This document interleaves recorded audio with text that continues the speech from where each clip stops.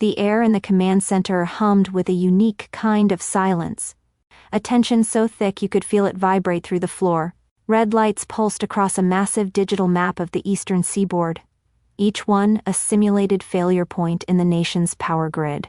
General Wallace, a man whose presence usually filled any room, stood beside my console with his arms crossed.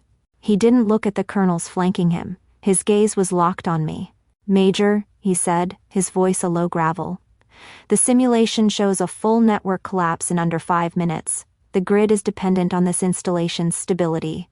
Talk to me. What's your play?" From the corner of my eye, I could see the VIP observation deck above, and standing there, pressed against the glass, was my sister Amelia. Her face was a perfect mask of slack-jawed disbelief, a look I had never seen on her before. I drew a steady breath, tuning out the background noise, tuning out her, and focused on the mission. "General, the attack is a feint," I stated, my voice cutting cleanly through the tension. "They're trying to draw our attention away from the real vulnerability. I'm initiating Operation Ghost Shield now." But she couldn't see the Major then. 2 weeks earlier, she was just watching her little sister in a tiny box on a screen. The video call was chaotic, as always. Her world was a whirlwind of noise and children, 5 of them, a hurricane of needs and wants. My world was the stark, quiet sterility of my barracks room. She made her big announcement. My sister Amelia, a woman who measured her worth in heartbeats under her roof, was pregnant with her 6th child. The family erupted in digital cheers, a chorus of congratulations, and her eyes found me through the screen. "So, we've all talked," she began, a smug, benevolent smile on her face, "and we have the perfect solution. It's time for you to put in your papers and come home." I just stared, my mind going completely blank as she continued. "Your little army hobby was fun, but I need you here. These kids won't raise themselves." My parents were nodding on their little screens, their faces shining with approval. The silence stretched, thick with the unspoken expectation of my immediate grateful acceptance. When I finally found my voice, all I could manage was a quiet, firm no. The atmosphere shifted instantly. Amelia's smile vanished, replaced by a familiar sneer. "What is so important that you can't be here for your family?" She scoffed, her voice dripping with condescension. The words were designed to sting. "Pushing papers? Playing dress-up in a uniform? I'm building a legacy here, and you're just wasting your life." That phrase, "wasting your life," landed with the weight of every sacrifice I'd ever made. The years of study, the grueling training, the immense responsibility I shouldered every single day. All dismissed as childish play. She called my career a hobby. She had no idea she had just insulted me in a way that would require a formal demonstration. To understand the reckoning that followed, you have to understand the 2 lives I was living. To truly understand my life, you have to understand that I lived in 2 completely separate, walled-off worlds. In the first world, the one my family inhabited, I was a quiet disappointment, a strange, solitary figure who had chosen a confusing and vaguely unfeminine path. I was the question mark at the dinner table. In the second world, the one they couldn't even imagine, I was a commander. I was the one who had the answers. And the weight of those answers was something they could never, ever comprehend. This duality was never sharper than at Christmas. The whole family would gather at my parents' house, and the entire event was always an elaborate stage play starring my sister. Amelia would hold court in the living room, recounting tales of her domestic life as if they were dispatches from a war zone. She'd talk about juggling parent-teacher conferences and toddler meltdowns with the exhausted gravity of a seasoned general, and my family would hang on her every word.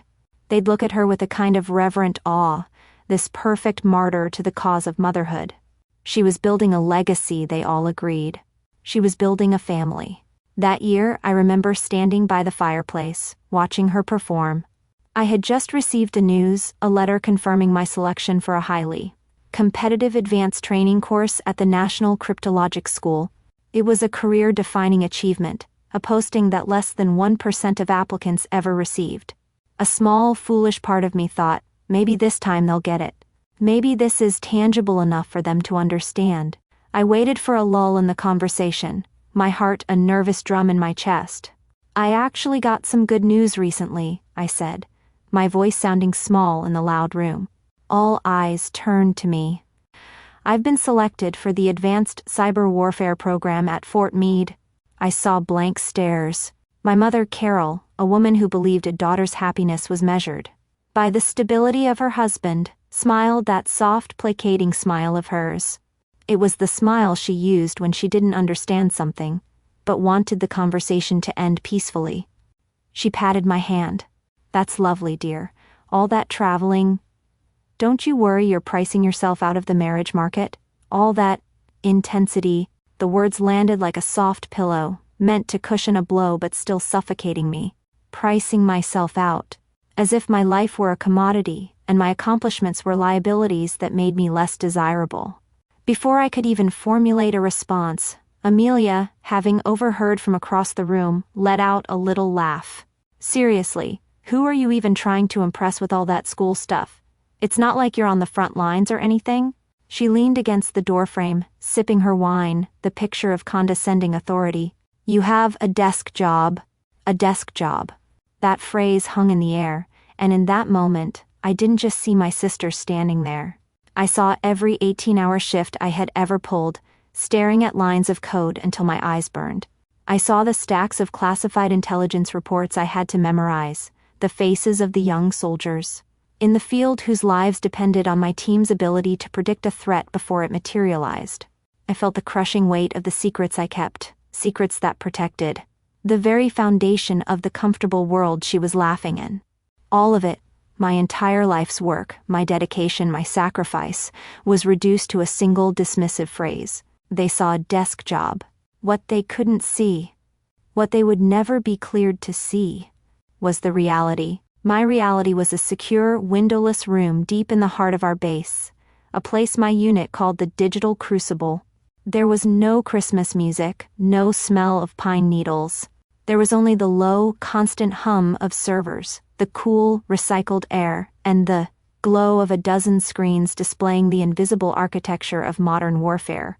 This was where my other life happened. This was where I wasn't disappointed. Just a week before that Christmas dinner, I was in the Crucible, leading a threat assessment team.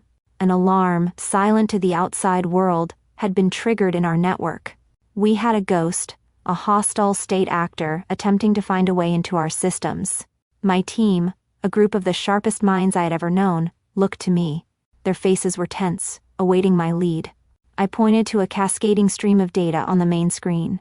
"Their methodology suggests a derivative of the Shadow Weaver malware," I said, my voice calm and even. "They're not going for a frontal assault. They're probing for vulnerabilities in our logistics chain." I turned to my most senior technician, introducing him to the new analysts. "This is Chief Warrant Officer Reyes, a man whose understanding of network architecture is second to none." Reyes, a seasoned cyber warrior with tired eyes that had seen everything, gave a grim nod. "They're trying to find out what supplies are going where, who's moving. It's digital reconnaissance for a physical attack." The weight of that statement settled in the room. This wasn't about stealing data. It was about targeting soldiers. I issued my orders. "I need a full diagnostic on all encrypted communications channels, now. Lock down access from all external nodes, and let's hunt this thing down before it finds a home." Reyes looked at me, a flash of immense professional respect in his eyes. "They're getting bolder, Major," he said quietly. "Good catch."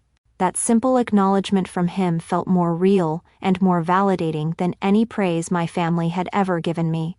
In that cold, sterile room, I wasn't my parents' strange daughter or Amelia's failed sister. I was Major. I was the commander.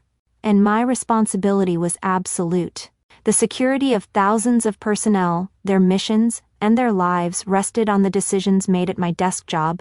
We worked for 12 straight hours, found the breach, patched it, and fed the enemy false information before kicking them out of our system. Nobody would know it happened. It was a silent, invisible victory. For years I had accepted their narrative, that my life was a secondary, less important story running in the shadow of hers.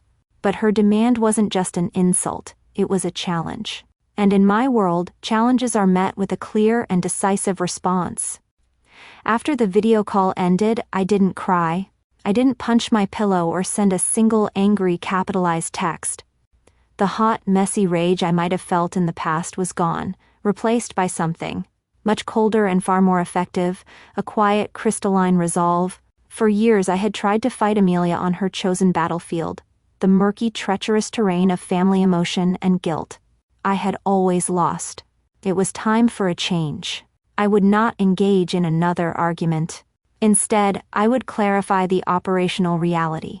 The opportunity presented itself less than a day later in an all-hands email from Base Command. It was the official announcement for the annual Installation Readiness Inspection, a massive 2-day event that tested every single aspect of our defense capabilities. It was a high-stakes, high-pressure ordeal for everyone involved. But buried in the third paragraph was the key, a small mention of the Family and Community Day component, where distinguished guests and family members were invited to observe a portion of the exercises. The centerpiece of that observation was a full-scale, hyper-realistic simulated crisis. It wasn't a performance, it was a test. And it was the perfect stage.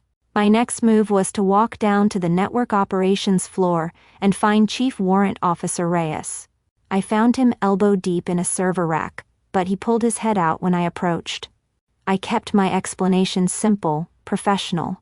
Chief, my family has a profound misunderstanding of what our unit does. I was hoping to arrange for them to attend the inspection as my guests. Reyes, who had been a silent witness to more than one tense phone call I'd taken in the office, just looked at me. A slow, knowing grin spread across his face. Oh, you want them to have the full experience, Major? Consider it done. I'll get them cleared for the CO's observation deck. Best seats in the house? That evening, I sat at my desk and composed the invitation. Every word was a calculated move, every sentence designed to be disarming. I presented it as an olive branch, an acknowledgement of their desire to understand my life. I know things were tense last week, I wrote. It occurred to me you've never actually seen what I do. I've arranged a special very important person tour for you during our annual inspection. It would mean the world to me if you came.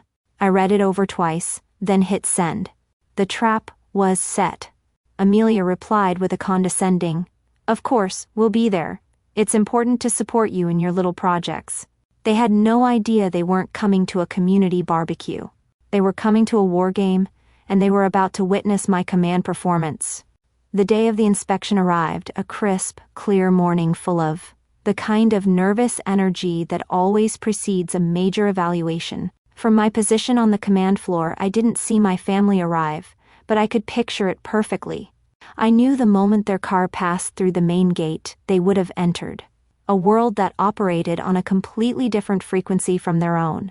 Here, there was no chaotic negotiation or emotional bartering. There was only protocol, purpose, and the quiet, disciplined movement of thousands of people focused on a single mission. This was my world, and they were now officially on my turf. A stern-faced master sergeant, a man whose posture was a work of art, met them at the visitor center. He didn't smile. He simply checked their credentials and escorted them toward the command building. I imagined their unease, my mother clutching her purse, my father trying to project an air of authority he didn't possess here. As they were led onto the glass-enclosed observation deck, a platform we called the company's perch, I could almost hear Amelia's inevitable, condescending whisper to my mother.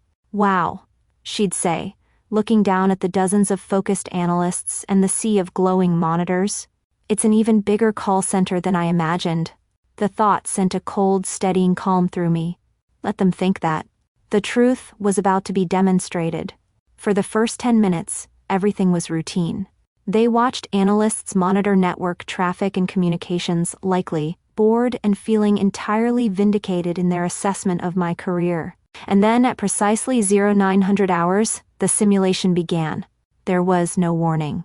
One moment there was a low hum of activity, the next, the entire room was bathed in the pulsating, crimson glow of emergency lighting. A loud, insistent alarm blared through the speakers, a sound designed to jolt you into immediate focus.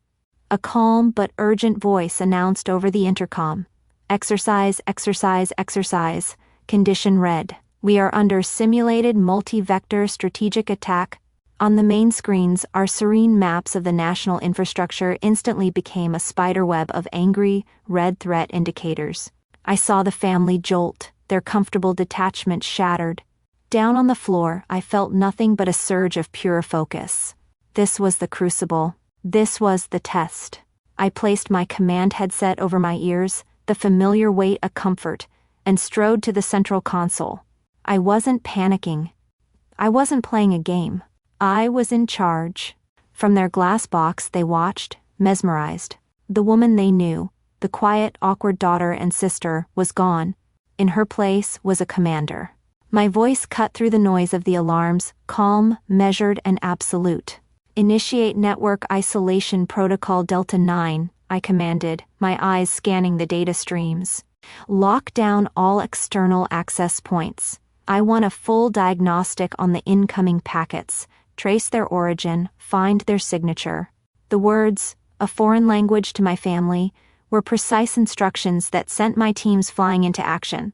The simulated crisis escalated, the attacks coming faster from different directions. "Get me a direct line to Stratcom's cyber division," I ordered. "Inform them we are repelling a coordinated assault and sharing our real-time threat data." Just then, General Wallace appeared, moving to stand directly behind me. He didn't speak. He didn't have to. His presence was a silent, powerful endorsement of my authority. He was there to observe his commander in her element. I turned to my right. "Reyes, confirm our black hole servers are absorbing the DDoS attack. I want to know the second their bandwidth starts to strain." This wasn't a desk job. This was the digital front line, a battle being fought in nanoseconds, and I was on point. I couldn't see their faces clearly, but I could feel their shock. Amelia's smug expression, I knew, would have dissolved into a mask of pure, uncomprehending awe. Her hands would be pressed against the glass, as if trying to understand the scene playing out below her. My attention, however, was on my father. I introduced my father, Robert, a man who always rejected my career because he couldn't see a visible enemy.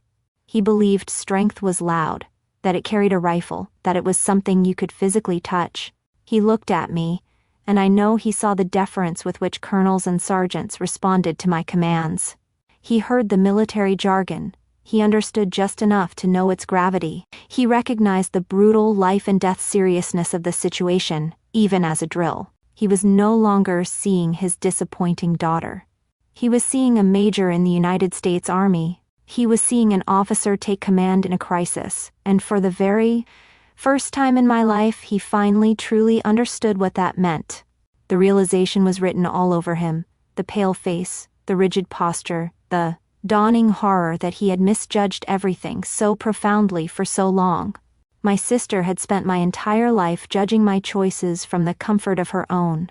In the span of 15 minutes, she was forced to see that my choices were the reason she could live so comfortably.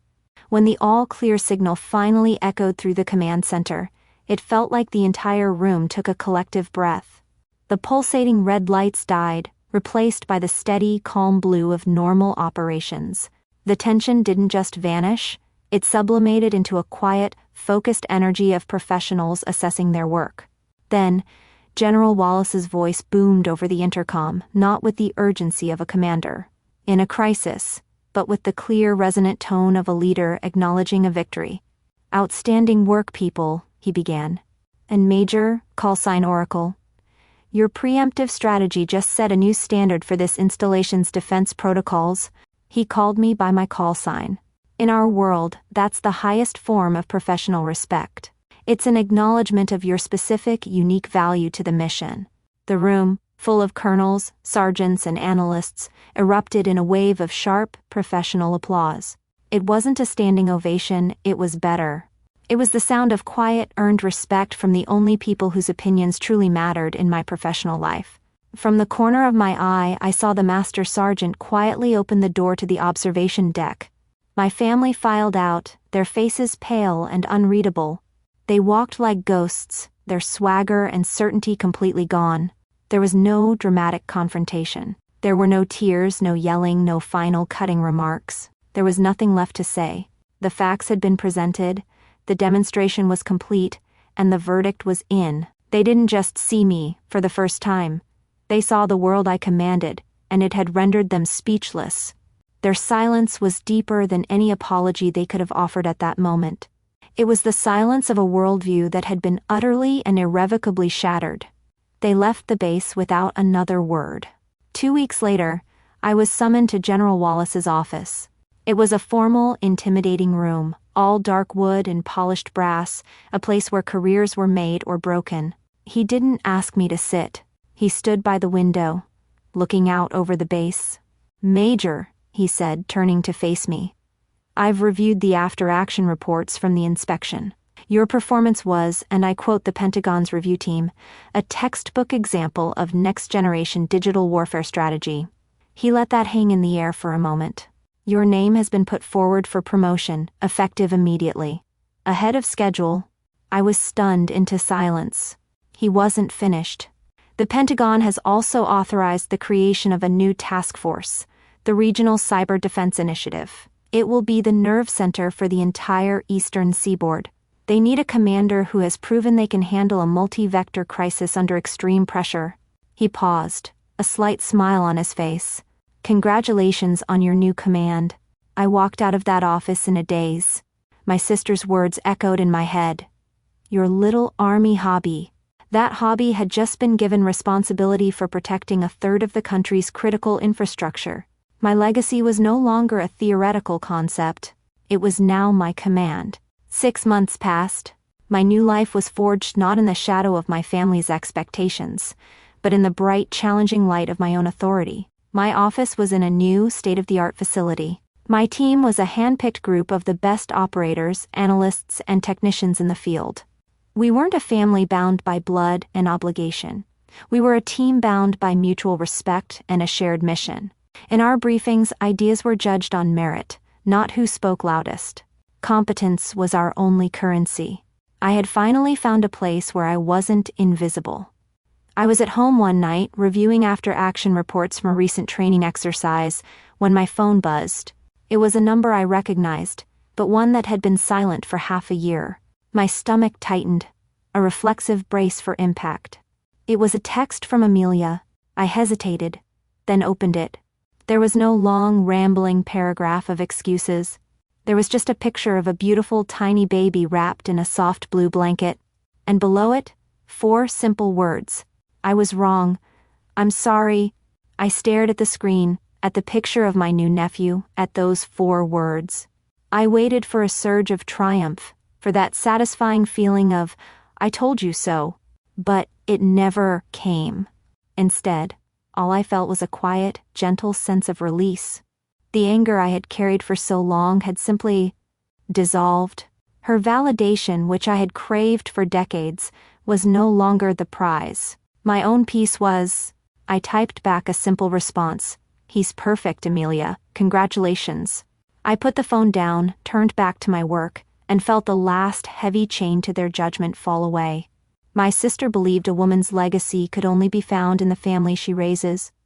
I proved that a legacy is built by the standards you uphold and the responsibilities you're willing to shoulder. If you've ever had to define your own worth against someone else's narrow expectations, share your story below. Here, your service is always understood.